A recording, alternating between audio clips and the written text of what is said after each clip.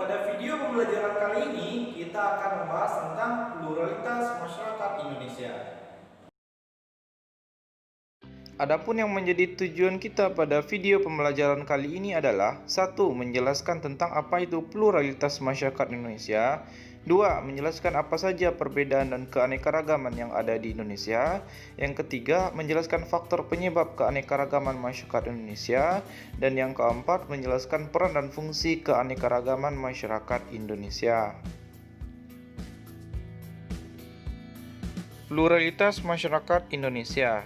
Kata plural berasal dari bahasa Inggris yang artinya adalah jamak, sedangkan pluralitas berarti kemajemukan, sehingga dapat diperoleh makna bahwa pluralitas adalah keberagaman atau kemajemukan yang terdapat dalam suatu bangsa atau masyarakat Indonesia yang mendorong tumbuhnya persatuan dan kesatuan. Senada dengan pluralitas, kita juga menjumpai istilah multikultural. Multikultural berasal dari kata multi yang berarti banyak atau lebih dari dua, dan culture artinya kebudayaan. Sehingga masyarakat multikultural dimaknai dengan masyarakat yang memiliki lebih dari dua kebudayaan. Lalu, perbedaan apa saja yang ada pada masyarakat Indonesia? Nah, kekayaan dan keanekaragaman masyarakat Indonesia dapat kita ketahui dari adanya perbedaan agama, budaya, suku bangsa, dan jenis pekerjaan.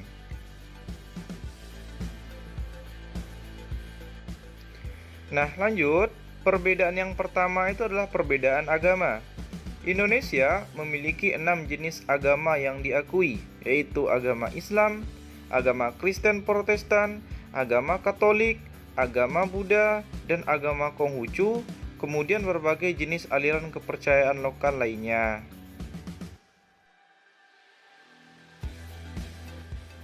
Yang pertama adalah agama Islam.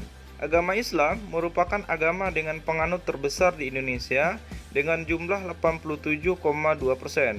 Islam diperkirakan telah ada di Indonesia pada abad ke-7. Agama Islam tersebar di seluruh Indonesia. Kitab suci agama ini adalah Al-Quran. Tempat ibadahnya dinamakan dengan masjid dan musala. Hari besar diantaranya adalah Hari Raya Idul Fitri, Hari Raya Idul Adha, Isra Mi'raj, Maulid Nabi, dan Tahun Baru Hijriah. Agama yang kedua adalah agama Kristen Protestan. Agama Kristen Protestan muncul setelah protes Martin Luther pada tahun 1517.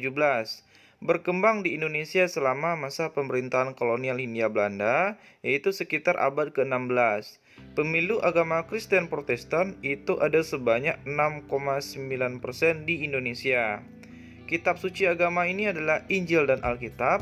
Tempat ibadah dinamakan dengan gereja, sedangkan hari besar diantaranya adalah Hari Jumat Agung, Hari Natal, Hari Peringatan Yesus Kristus atau Isa Masih, dan Hari Paskah. Yang selanjutnya adalah agama Katolik.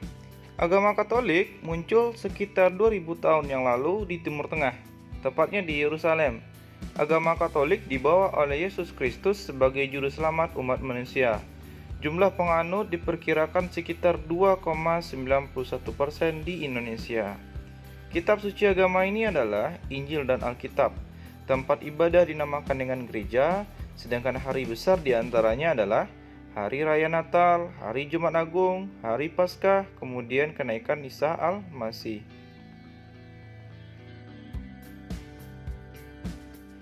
Kemudian agama Hindu.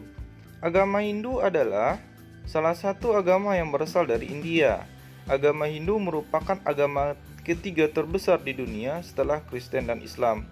Jumlah penganut agama ini diperkirakan berjumlah sekitar 1,69% di Indonesia. Kitab suci agama ini adalah Weda. Tempat ibadah dinamakan dengan Pura, sedangkan hari besar diantaranya adalah Hari Nyepi, Hari Saraswati, dan Hari Pagarwesi. Agama Buddha. Agama Buddha dibawa oleh seorang pertapa yang bernama Siddhartha Gautama dari India yang diperkirakan muncul pada 2500 tahun yang lalu.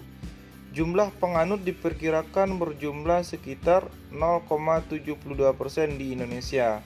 Kitab suci ini dinamakan dengan Tripitaka, tempat ibadah adalah vihara, sedangkan hari besar adalah hari Waisa, hari Asada, dan hari Katina. Kemudian yang terakhir adalah agama Konghucu. Agama Konghucu berasal dari Tiongkok. Sejarah agama ini dimulai sekitar 2500 tahun silam. Jumlah penganut agama Konghucu diperkirakan berjumlah sekitar 0,05% di Indonesia. Kitab suci agama ini dinamakan dengan Si Shu Wu Ching. Tempat ibadah adalah kelenteng, sedangkan hari besar adalah Tahun Baru Imlek dan Cap Gomeh. Perbedaan yang kedua selain dari perbedaan agama adalah perbedaan kebudayaan. Kuncharaningrat menjelaskan bahwa kata kebudayaan berasal dari bahasa Sanskerta yang berarti budaya, yang merupakan jamak dari buddhi yang berarti budi atau kekal. Sedangkan culture adalah kata asing yang berasal dari bahasa Latin yang dikenal dengan coller, yang berarti mengolah, mengerjakan, terutama yang berhubungan dengan pengolahan tanah atau bertani.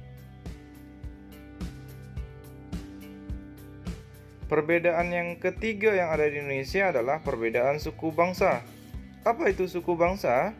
Suku bangsa adalah golongan manusia yang anggotanya mengidentifikasi dirinya dengan sesamanya, biasanya berdasarkan garis keturunan yang dianggap sama.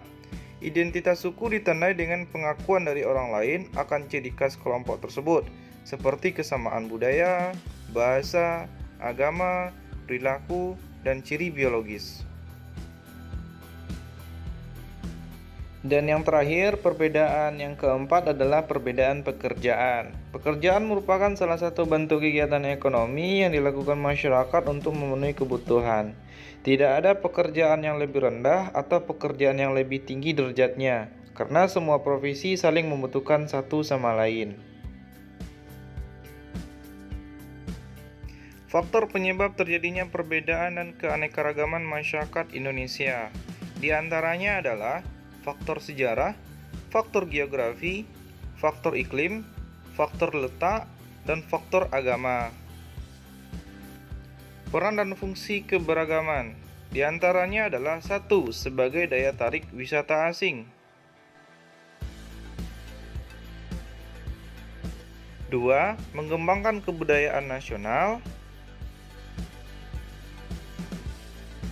3. Tertanamnya sikap toleransi. Dan yang keempat, saling melengkapi hasil budaya. Dan yang kelima, mendorong inovasi kebudayaan.